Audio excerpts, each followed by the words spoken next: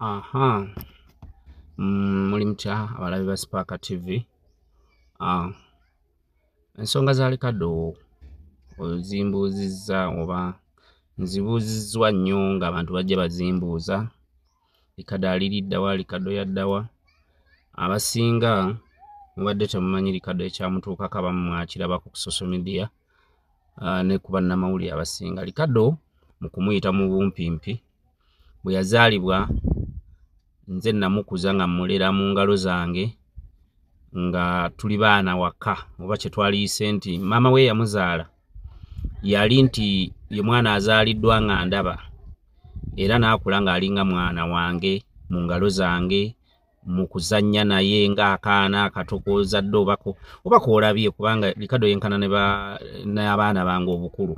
Likado bwente we muleeta mu nsiike ne tutandika okubeera nga buli luyimba olukolebwa nnyina okulwana okulaba nga Likado mufuula omwana wange eri audience. Tibannange omwana oyo omwana wange era mumwagale nnyo ate nga nfaayo okuteekamu ssente mu video okulaba nga Likado atunda promotion ku radio, promotion ku TV n'ebirala bingi nnyo n'okumuteeka ku posta nga buli wantimba nfaayo okugamba anteeraako ne mutabani wange nnyina akaana akayimba bwentyo ne tukuba oluyimba olutugatta olw'okwagala okututumula omwana oyo olw'ekitono ekyo oba okumufuula star. Kale kyankuba ekikwe Likado omuto okkeera ku makya mu byonna bye mmenyese nga wembiba nnyonnyodde okkeera ku makya Likado n'aneegaana mu bulamu bwange nti talina kyamanyi ku nze oba siinaako kakwate ku ye.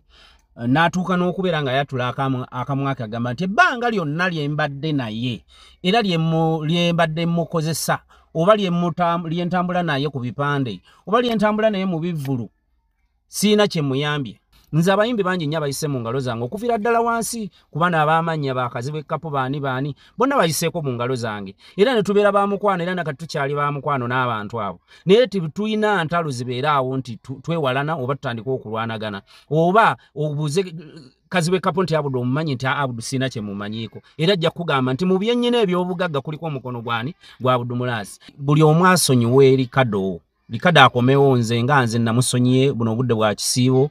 Likado namusonyiwa. Likado nga bw'ayogedde nti yali akozesa ebitamiiza, yali akozesa ebiyagayaga, yali akozesa ebintu bingi nnyo n'ebitongole ebirala bye yali ayingiddemu ebitakkirizibwa eby'ekivubuka. Ntwala omukisa guno okwetondera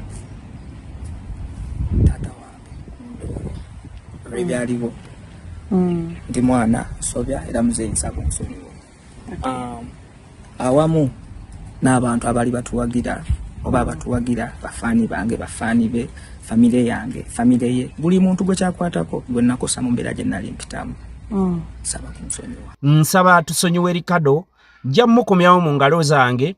Likado muyiize ekintu ekisobola omumufuula omwana akomewo bulungi era muddemu mulabe na buli kimu kyagenda okukola mumuwe omukisa era mumusonyiwe kubanga nange mumusonyiye. Era oli waddemba okukomawo mu famire yange n'otandika okubeera nayo kubanga abaana bange baali bambi baakukyawa kubanga Likado okuze n'abaana bange nali sibagambanga nti Likado sinze nkuzaala kubanga kituuka ne kinkaabya amaziga kyesaalyagadde kituuka ne kinkaabya amaziga ne ngamba Likado kiki kye watuukako nakyebuuzanga ne ngamba Likado kiki kye yatuukako famire ye n'enkubira essimu ne neegayirira ne ngamba nedda papa aganda bo ne baŋŋamba nti papa sonyiwa Likado twagala tumiitinge nga ffe.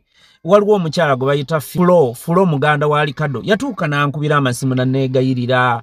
Waliwo gwe bayita Zaamu n'anneegayirira n'aŋŋamba sonyiwa Likado aliko abamubuzaabuza. Likado toddanga mukola nsobi kuyisa muntu kumenya mutima gwa muntu eyakulaga omulimu we gutambula oba eyakulaga ensi.